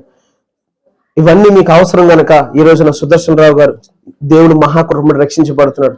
బైబిల్లో ఒక మాట ఉంది, ఒక్క పాపి కనుక భూమి మీద మారు మనసు పొందితే పరలోకంలో దేవుడు దోతలతో సంతోషించబోతున్నాడు. హల్లెలూయా. ఈ రోజు ఈ సంఘములో ఒక పాపి లేదంటే ఒక వ్యక్తి మారు మనసు పొంద దేవుడు కృప చూపించాడు. ఈ బిడ్డ బాప్తిసం తీసుకున్న క్షణాల నుంచి దేవుడు పరలోకంలో దోతలతో సంతోషించబోతున్నాడు. హల్లెలూయా. దేవుడు మహాకృప. ఈ సంఘాన్ని ఆశీర్వదించమని అడగండి, ఈ సంఘాన్ని దీవించమని అడగండి. ఈ సంఘములో ఆయన కార్యాలు జరుగునుగా కానండి. మనస్ఫూర్తిగా ఆశీర్వదించుకోండి, ఒకళ్ళొకళ్ళని ఆశీర్వదించుకోండి. ఎదుటి వాళ్ళు ఇదిగో దేవుడు నేను ఆశీర్వించిన కాక అని చెప్పండి. అమ్మ నేను ఆశీర్వించిన కాక కొరణమ్మ, ఇదిగో బ్లెస్సింగ్ దేవుడు ఆశీర్వించిన కాక ఒకళ్ళొకళ్ళు ఆశీర్వదించుకోండి. ఇదిగో ఆంతుని గారు నేను ఆశీర్వించిన కాక ఒకరికొకరు చెప్పుకోండి. బ్రదర్ నేను బ్లెస్ చేయను కాక దేవుడు, సిస్టర్ నేను బ్లెస్ చేయను కాక. మీ నోటంటే ఆశీర్వాదపు వచనం మాత్రమే పలకండి. కీడు పెట్టుకోకండి, అసూయ పెట్టుకోకండి, మత్సరాలు పెట్టుకోకండి, స్వార్థం ఏది వద్దు. దేవుడు మిమ్మల్ని పరిపూర్ణంగా ఆశీర్వదించబోతున్నాడు. మీరు ఎలా ఉండకూడదు. మీరు రానున్న దినాల్లో గొప్ప సాక్ష్యాలు ఇవ్వాలి, రానున్న దినాల్లో దేవుని మహిమపరచాలి. రానున్న దినాల్లో మీ కుటుంబాల్లో దేవుడు చేసిన కార్యాలకి అన్ని చెల్లుకి ధీటుగా మీరు సమాధానం ఇవ్వాలి. మా దేవుడు సజీవుడు, మా దేవుడు ప్రార్థన ఆలకించేవాడు, మా దేవుడు ఇలాంటి కార్యాలు కూడా చేయగల దేవుడని మీరు సాక్ష్యం ఇవ్వాలి. ఈ రోజున క్రైస్తవత్వం మీద అనేకమైన పోరాటాలు జరుగుతున్నాయి. మీరు యూట్యూబ్ లో చూస్తే విశ్వాసాన్ని పోగొట్టడానికి అదంతా కూడా అపాధకు ఎత్తి కొంతమంది అన్యజనులు లేకపోతున్నారు అపాధ ద్వారా. కానీ ఎంచి దినాల్లో మీ విశ్వాసం కాపాడుకుని ఎదుటివాడి విశ్వాసాన్ని కూడా కాపాడే బాధ్యత నీ మీదే ఉంది. నేను చెబుతాను, నా ముందుకు చాలా అడిగిన యేసు ప్రభు నిజమైన దేవుడని నేను చెప్తాను. నువ్వు చెప్తావా? యేసుక్రీస్తు రక్షకుడు, యేసుక్రీస్తు దేవుడని నువ్వు కూడా నిలబడాలి. దేవుడు అంటున్నాడు మీరే నా సాక్షులు అంటున్నాడు. ప్రియ దేవుడి సంగమా, దేవుడు ఈ రోజు నేను అడుగుతున్నాడు, బిడ్డా నీ జీవితంలో నాకు వ్యతిరేకమైనది అంతా కూడా ఒప్పుకుని విడిచిపెడితే సురక్షితంగా నా రెక్కల కిందకు వస్తే నేను నిన్ను కాపాడబోతున్నానని దేవుడు చెప్తున్నాడు. నిన్ను ఆశీర్వదించబోతున్నాడు. రూతుని హెచ్చించినట్టుగా, రూతు జీవితాన్ని మార్చినట్టుగా, రూతు జీవితంలో దేవుడు చేసిన కార్యాలు గొప్పవి, చాలా విలువైనవి. చరిత్రలో లెక్కించబడ్డానే కాదు, బైబిల్లో లెక్కించబడ్డాయి. ఈ రోజు నీ పేరు జీవగ్రంథంలో లెక్కించబడాలన్నా, భూమి మీద నువ్వు ఆశీర్వించబడాలన్నా, నీ తర్వాత నీ పిల్లలు ఆశీర్వించబడాలన్నా ఎవరి చేతిలో ఉందో తెలుసా? దైవజనుడి చేతిలో లేదు, కానీ నీ చేతిలో మాత్రమే ఉంది. అది నువ్వు గ్రహించి ప్రార్థన చేయమని నేను మరోసారి ప్రభు పేరట కోరుకుంటున్నాను. నీ పిల్లల జీవితం నీ చేతుల్లో ఉంది, నీ భర్త జీవితము, నీ నెక్స్ట్ జనరేషన్ ఆశీర్వాదము నీ చేతుల్లోనే ఉంది. నువ్వు కరెక్ట్ గా ప్రార్థించే, ప్రభు దగ్గర అడుగు. ప్రభు నీతో పాటు నీ పిల్లలు కూడా దీవించబోతున్నాడు. హల్లెలూయా. ఆయన ప్రేమించి ఆయన ఆజ్ఞలు గైకుంటే 1000 తరాలు కరుణిస్తాను అన్నాడు ద్వితీయోపదేశంలో. 1,000 తరాలు కరుణిస్తాడట. 1000 generations. ప్రార్థన చేయి. నీ అతిక్రమలను విడిచిపెట్టు. దేవుడికి అవిధేయతగా ఏదైతే ఇప్పుడు దాకా చేసావో విడిచిపెట్టి, ప్రభా నీ రెక్కల కింద సురక్షితంగా నేను వస్తున్నాను. ప్రభా నాకు గొప్ప ఆశీర్వాదం, గొప్ప బహుమానం నేను కూడా పొందుకోవాలి. నేను కూడా నీ మహిమత్వమే బ్రతకాలి. ఇప్పుడు దాకా నా జీవితం నవ్వులు పాలు, నా ముందో మాట వెనకాల మాట మాట్లాడుతున్నాడు. ప్రభా నన్ను దీవించిన అడుగు. దావీదు కుమారుని ఎలాగైతే అరిచి యేసుని వెనక రెప్పించి దేవుడు అతను ఒక కళ్ళు ఎలా తెప్పించుకున్నాడో, ఈరోజు నువ్వు కూడా దేవుని పట్టు విడవకుండా యాకోబు పెనుగులాడుతున్నాడు. దేవా నన్ను ఆశీర్వదిస్తే నువ్వు వెళ్ళడానికి వెళ్ళలేదు. అయ్యా నన్ను వదిలేయా, తెల్లవారిపోతున్నా, నేను ఆశీర్వదించాల్సిందే అని పెనుగులాడితే యాకోబుని ఇజ్రాయేలుగా మార్చాడు. హల్లెలూయా. ఇజ్రాయేలుగా మార్చాడు. నీ జీవితాన్ని మార్చాలంటే దేవుని చేతిలోనే ఉంది. నువ్వు పెనుగులాడు కనిపెట్టు. దేవుని కార్యాలు జరగబోతున్నాయి. దేవుడు నీకు సహాయం చేయబోతున్నాడు. చిన్నగా పాట పాడుకోండి. ఎవరి కాళ్ళు దేవునితో, మీరు వ్యక్తిగతంగా దేవునితో మాట్లాడండి. ఎవరిని పట్టించుకోకండి. మీరు మోకాలు వేసుకుంటే మోకాలు, కూర్చుని దేవునితో చిన్న పాడుకుని, ప్రభా నాకు నువ్వు తప్ప వేరే దిక్కు లేదు ప్రభా, నేను రెక్కల కిందకు వచ్చేస్తున్నా, నన్ను దీవించవా, నన్ను కాపాడవా, అయ్యా నా బిడ్డల్ని కాపాడవా, నా మనవల్ని కాపాడవా, నా సేవని కాపాడవా, నా సంఘాన్ని కాపాడవా అని ధైర్యంగా ప్రార్థన చేసుకోండి. దేవుడు మీ మనవి ఆలకించే సమయం అని చెప్తున్నారు ఆయన. మీ మనం ఆలకించే సమయం. సిగ్గుపడద్దు.